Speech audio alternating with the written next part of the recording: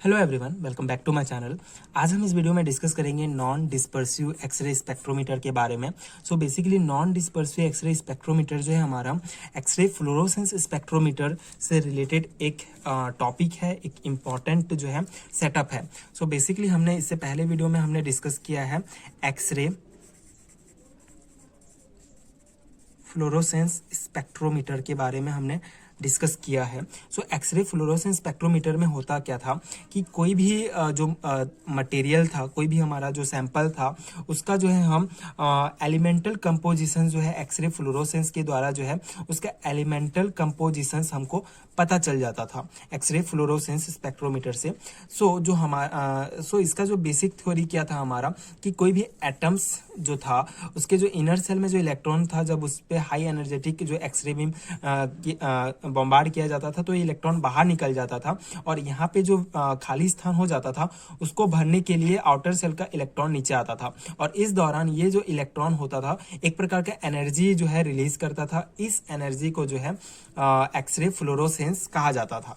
ठीक है, x ray fluorescence radiations कहा जाता था। तो इस एक्सरे फ्लोरोसेंस रेडिएशंस जो ये एमिटेड एक्सरे फ्लोरोसेंस रेडिएशंस होता था, इसका प्रयोग करके हम किसी भी जो है मटेरियल का एलिमेंटल कंपोजिशन हमको पता चल जाता था। तो बेसिकली ये जो एक्सरे फ्लोरोसेंस था इसका जो है एनर्जी और इंटेंसिटी ज्ञात करने के लिए हमने दो सेटअप किए थे वहां पे। एक था वेवलेंथ डिस्पर्सिव टाइप और एक था एनर्जी डिस्पर्सिव टाइप। हमने वेवलेंथ डिस्पर्सिव टाइप और एनर्जी डिस्पर्सिव टाइप जो सेटअप्स थे उसको डिस्कस किया है, लेकिन ये जो है एक थर्ड टाइप का है, non dispersive X-ray spectrometer. Non dispersive X-ray spectrometer से बेसिकली एक जो है हम किसी भी सैंपल का concentration can be analyse by this method. ठीक है, तो किसी भी सैंपल का कंसंट्रेशन जो है एनालाइज किया जाता है इस मेथड के द्वारा, नॉन डिस्पर्सिव एक्सरे स्पेक्ट्रोमीटर के द्वारा।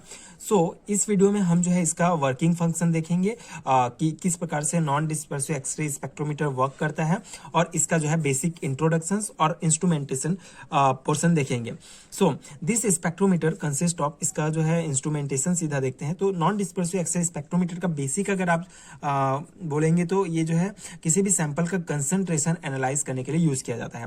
This spectrometer consist of a polychromatic source, a sample holder, a proportional scintillations detector and a pulse height analyzer. The source is either a Cooley's tube or a radioactive material capable of producing X-rays in the decay. ये जो हमारा spectrometer जब हम use करते हैं, non dispersive X-ray spectrometer, ये जो instrumentation है ये जो है पॉलीक्रोमेटिक सोर्स, ठीक है, एक सैंपल होल्डर इसमें होता है, एक प्रोपोर्शनल या स्काइंटिलेशंस डिटेक्टर होता है और एक पल्स हाइट एनालाइजर होता है।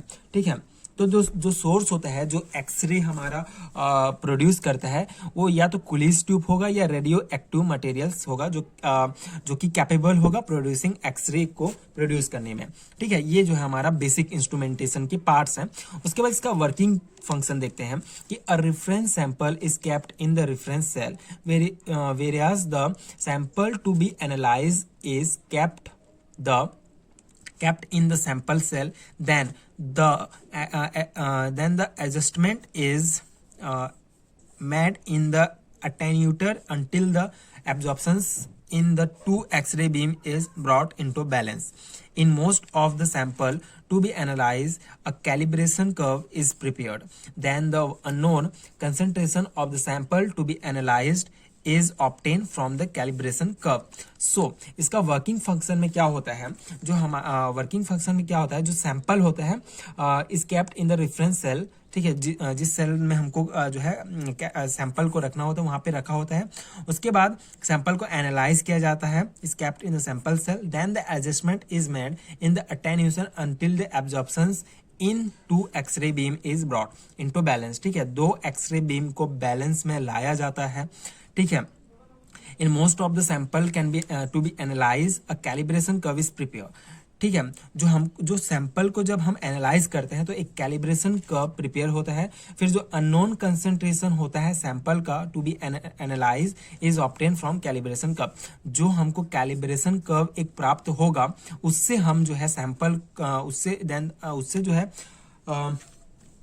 अननोन कंसंट्रेशन किसी भी सैंपल का एनालाइज कर सकते हैं, जो हमको कैलिब्रेशन कर्व प्राप्त होगा हमारे इंस्ट्रूमेंटेशन के वर्किंग के बाद, जो हम प्रयोग करेंगे उसके बाद। तो ये जो है इसका डायग्राम है नॉन डिस्पर्सिव एक्स-रे स्पेक्ट्रोमीटर का, जिससे जो है हम तो ये जो है हमारा इंस्ट्रूमेंट है जिसके द्वारा हमको एक यहाँ पे जो है हमको एक कैलिब्रेशन कर्व प्राप्त होता है, फिर जिसके द्वारा हम अननोन कंसंट्रेशन किसी भी सैंपल का एनालाइज कर सकते हैं। सो बेसिकली ये हमारा एक्सरे सोर्स है। तो एक्सरे सोर्स में हम कुलीज ट्यूब या रेडियो एक्टिव मटेरियल्स का यूज करते हैं जो कि एक्सरे प्रोड्यूस करने में कैपेबल हो। ठीक है, यहाँ पे एक्सरे प्रोड्यूस होगा, ये एक्सरे सोर्स है। उसके बाद ये हमारा सैंपल होल्डर है, यहाँ पे सैंपल रखा जाएगा।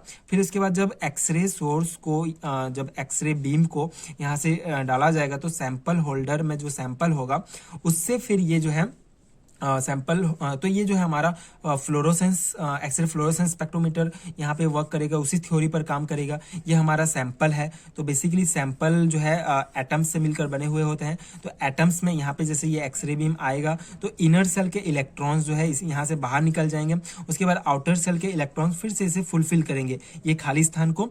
ठीक है, तो उसके बाद फिर यहाँ से जो है ये जब आउटर सेल के इलेक्ट्रॉन जब इनर सेल में आएंगे तो ये एक प्रकार के जो है एनर्जी रिलीज करेंगे। तो ये जो एनर्जी होगा, ये जो रेडिएशन होगा, ये हमारा एक्सरे फ्लोरोसेंस रेडिएशंस कहा जाता है। तो ये हमारा fluorescence radiations sample holder sample से जो है ये रेडिएट होगा, ये रिफ्लेक्ट होगा, ये हमारा फ्लोरोसेंस रेडिएशन निकलेगा। उसके बाद ये डिटेक्टर में जाएगा। फिर डिटेक्टर के बाद एक पल्स हाइट एनालाइजर लगा होता है।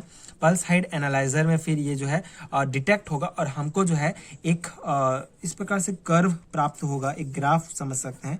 ठीक है, एक कर्व हमको प्राप्त होगा इस पल्स हाइट एनालाइजर में।